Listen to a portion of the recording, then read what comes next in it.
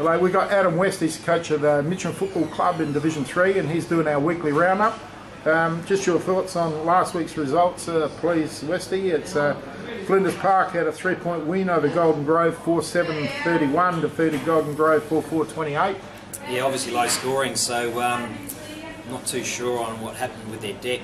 Last year was in atrocious conditions, so obviously the weather's played a big part in that in last week's game. So very low scoring, very surprising, because we had Golden Grove the week before, and they are a scoring machine. They were unbelievable. So it must have something to do with obviously conditions being pretty poor. Well, they got apparently there's a river running under the oval there at Flinders Park. Oh, well, that'll explain it then.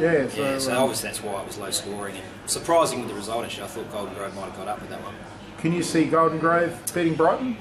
I think if anyone is, I think Golden Grove. I really rate Golden Grove. They're sensational the way they run the footy, and they protect the ball defensively behind the ball too. So I think if anyone's going to do it, I think Golden Grove will.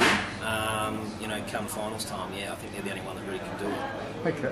Okay. Next game, Plimpton, they returned to form after a couple of losses. So 12-16-88 defeated Walkerville 6-3-39. So that's a 49-point victory to Plimpton. They got back on track. Probably would expect that. Yeah, they're a good running side, very attacking side. Probably sewn up 5th spot now. I would have thought so. Yeah. Absolutely. The next one was probably the huge surprise of the week down here at Port Reserve, and Portland 11-14-80 defeated Brighton 9-16-70. Yeah, absolutely. I can't believe that. That is an absolute shock to me. Brighton against us were just phenomenal with their ball use, very physical. The only thing I could put it to probably is conditions, or that the Portland crowd can get stuck into the opposition. So maybe that was something that Brighton probably weren't used to. I don't know, but tough oval to play is Port Reserve, especially if it's a bit windy. Absolutely. So conditions probably helped Portland, I think, but they've been in good form the last 3-4 weeks. So three in a row. Yeah, so they've come to the right end of the year. Obviously a bit too late though, but they've come to great form. And Brighton not travelling down that far, I don't suppose, before. New conditions for them, new club environment. Might have found it pretty difficult, I think. Yeah. Brilliant. Next game was Westminster, just keeping themselves with an outside chance. 18-14-122 defeated Smosh Lakes 9-6-60. So I think you'd expect that. Was that at Westminster? Yeah. Yeah, they play their ground really well. At Glendale. We played them 4 or 5 weeks ago, and they were really good up forward. They play the oval particularly well because it's very small. So I'm not surprised with that result. I think that's probably about right. And obviously, giving yourself a good chance for the 5. And in your game, you took on Seaton Ramblers at Price Memorial there, and we did, yeah. It was Seaton Ramblers 11-12-78, and your lads at Mitcham, the Hawks, at 6-11-47. Yeah. Oval in pretty ordinary condition, or? It was. We obviously had a triple header. That didn't help.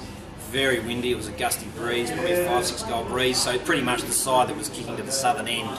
That's where all the scoring was throughout the day. It was a contested game, pretty close, tight throughout. I think we've got back within a point at 3/4 time, but Seaton's class, in the end, and their big bodies, got them through. And of course they had the breeze in the end, so they kicked 5 goals, unanswered goals actually. So they're sitting second now. They are, yeah. Surprising to me a little bit.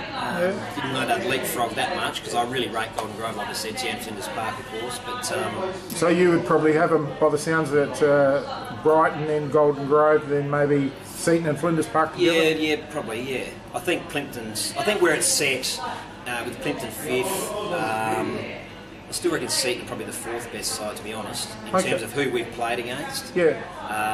And Flinders Park, Golden Grove, I reckon, and Brighton, of course. You can only say what you've seen, I suppose, isn't it? That's right, yeah. And I think we match up quite well against Seaton as well. We've always had some good duels against them the last, 3 or 4 years. Yeah. Always good contested footy against them, and then their class came through in the end, I think. And the conditions suited their bodies a little bit better, a few older bodies. Yeah, older bodies. Played it well. which you can imagine then. Your midfield's great, sensational, you know, led by Walsh. Lukey Rochester in there. Yeah, he was very good. Yeah, Harris was sensational for them. And we've got a lot of young kids, so we just didn't have the manpower in the end. And their class got them through, really. Not a problem. Thank you very much. And this week you have Smosh West Lakes in your big clash. We do. We're obviously keen to finish off with a win. Hasn't been a great year, so it'd be great if our boys could get up. You're playing for the spoon, mate, so you don't want to win that? That's right, so we don't want to get the wooden spoon. So it'd be nice to finish with a win, because we have come close in a couple of games, we're just not consistent enough throughout our 4 quarters. So we've shown signs, especially in the last 5-6 weeks, where we can compete with the best of them, but we just don't seem to hold them off. Whereas in the poor quarter here and there, so I'd like to see us play 4 quarters this week and get the win and finish off the season on a good note. In any case, yeah. Quick tip: Brighton and Westminster at Brighton. Yeah, Brighton for sure. Yeah, that one. Golden Grove and Plympton at Harpersfield. Tough one. I think Golden Grove though. They played their oval, really well. So another big game: Seaton Ramblers and Flinders Park at Big Owl's car park there. Ooh. Seaton at Seaton. Hard ground to play. It is, and I don't reckon Flinders Park play it too well. If you go by their recent form of last year, they lost to Seaton down there, and then we beat them actually in round 18 at Seaton when their oval was not up to scratch, and they chose to play there, so we beat them out there too. So I reckon Seaton is a shoe in there. And the last one, you had a bit to do with Walkerville. Now, they've been in reasonable form except for last week. Yeah. They're playing at home in what could be at a pretty muddy sort of oval. They're playing in for Portland. Yeah, if you asked me a couple of weeks ago, after playing Walkerville, I would have picked Walkerville, but seeing Portland's little run home, they play Walkerville quite well too, like you said, with my experience out Small there. oval, they're used to it. They're used to it. Had some great clashes against Walkerville those 2 years that I was there in 12 and 13, and Portland outplayed Walkerville back then, so I still reckon they'll do that this weekend as well. Great.